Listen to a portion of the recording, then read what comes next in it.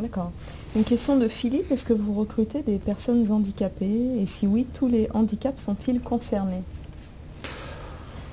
Je vais commencer à répondre. Oui, nous, bien entendu, nous recrutons des personnes handicapées. Je crois qu'actuellement, nous en avons 29, me semble-t-il, de handicaps divers et variés, que ce soit des handicaps moteurs et d'autres, avec malgré tout une difficulté particulière à la...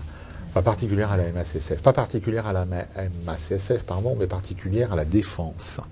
C'est-à-dire que malheureusement pour les collaborateurs qui présentent un handicap moteur, la défense est très difficile d'accès. Parce que les infrastructures ferroviaires, alors je pense à la RATP, à la SNCF, etc., sont extrêmement mal adaptées à l'accueil, je dirais, des collaborateurs handicapés. Donc nous avons du coup, je crois que vous développerez Dominique, mais il me semble que vous êtes allé il n'y a pas longtemps faire une présentation justement devant un parterre de handicapés et que on s'est retrouvé alors qu'on y allait pour recruter des handicapés, on s'est retrouvé devant la difficulté, voire l'impossibilité de recruter les handicapés. Alors ça, mais c'est propre à la défense. À la défense, plus... alors après, peut-être que quelques collègues de la défense nous diront, bah non, nous c'est bon, mais c'est vrai que de notre côté, il y a un escalator, un escalier, enfin, on a tenté... en fait, on a étudié la possibilité, puisqu'effectivement, on était au sein du GEMA Handicap.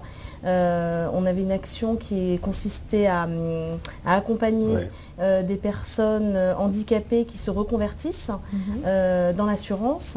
Et nous souhaitions, enfin on était partis pour en intégrer quelques-unes. Et effectivement, il a fallu, entre guillemets, discriminer par handicap parce que rapidement, je me suis rendu compte que je ne pouvais pas, à l'heure actuelle, intégrer des personnes en fauteuil dans la structure.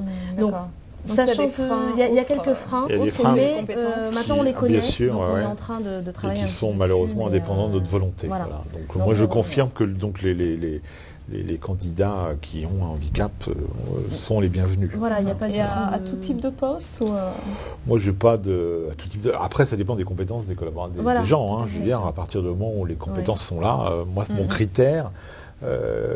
quelle que soit la personne, c'est la compétence. Voilà.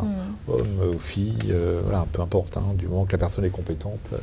On peut adapter le poste de travail. Nous avons une infirmière qui a des bases d'ergonomie qui travaille là-dessus et qui, dès l'instant qu'on a un collaborateur soit en situation de handicap, soit en situation, je dirais, de difficulté, parce que sans être déclaré handicapé, il peut y avoir une difficulté physique à exercer son métier, nous étudions la possibilité d'adapter son poste de travail. Donc il n'y a pas vraiment, il n'y a pas de frein à ce type de recrutement du tout.